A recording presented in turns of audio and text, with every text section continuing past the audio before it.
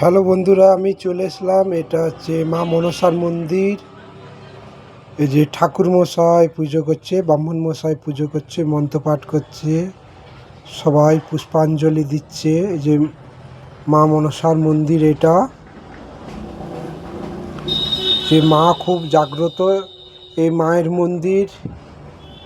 আপনি হাওড়া থেকে আসলে পাঁশকুড়া বাস স্ট্যান্ডে নামবে, ঘাটালগামী বাসেতে।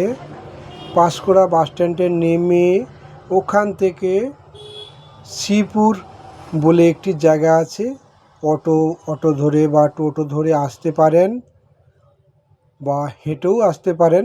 হেঁটে এলে আধা ঘন্টা সময় লাগবে, আর অটোতে এলে আপনার 10-15 মিনিট লাগবে। মায়ের এইটা মন্দির, মা মনসার মন্দির, খুবই জাগ্রত। অনেক ভক্তবৃন্দরা এসেছে, অনেক মা বোনেরা এসেছে এখানে পুজো দিতে। আমিও এসেছি, সুদূর হাওড়া থেকে এখানে এসেছি মায়ের পুজো দিতে। মায়ের মন্দিরে এসে মনোবাসনা কামনা করতে চাই। অনেক ভক্ত আছে। এই যে দেখুন, এটা বট গাছ। এই মা যখন আবির্ভূত হয়েছিল, এই বট গাছে মায়ের আবির্ভূত হয়েছিল। অনেক প্রাচীন মন্দির এটা। এই যে বট গাছের পাশে মা মনসার একটি মন্দির আছে, এবং সাইডেও মা, এই তো মা মনসার মন্দির। মা খুব জাগ্রত। আজকে এসেছিলাম এখানে মায়ের পুজো দিতে।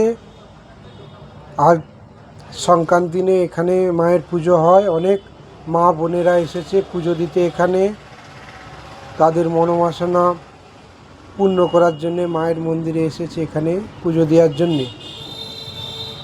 এটা শ্রীপুর ঘাটাল থানা অন্তর্ভুক্ত, পশ্চিম মেদিনীপুর জেলার এইখানে মায়ের মন্দিরে। যে এটা সাইড দিয়ে রোড চলে গেছে, এই রোডটা পাঁশকুড়া বাস স্ট্যান্ডে যাবে, ওখান থেকে মেন রোডে ঘাটাল যাবে, আর একদিকে হাওড়া যাবে। এই যে মায়ের মন্দির।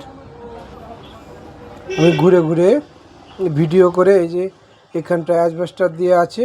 যারা পুজো কমিটির সদস্যরা, তারা ওইটা মায়ের মন্দিরে ক্লাবের মতো আছে, ওখানে পুজো কমিটির সদস্যরা ওখানে থাকে।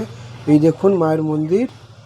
এই মা বটগাছের মধ্যে জাগৃত হয়েছিল বহু প্রাচীনকাল আগে। দেখুন এই যে মায়ের মন্দিরে অনেকে ধূপ, মায়ের মন্দিরে ফুল ফল দিয়ে আজ পুজো নিবেদন করছে ভক্তগণেরা। দেখুন ধূপের ধোঁয়ায় মায়ের মন্দিরে যেন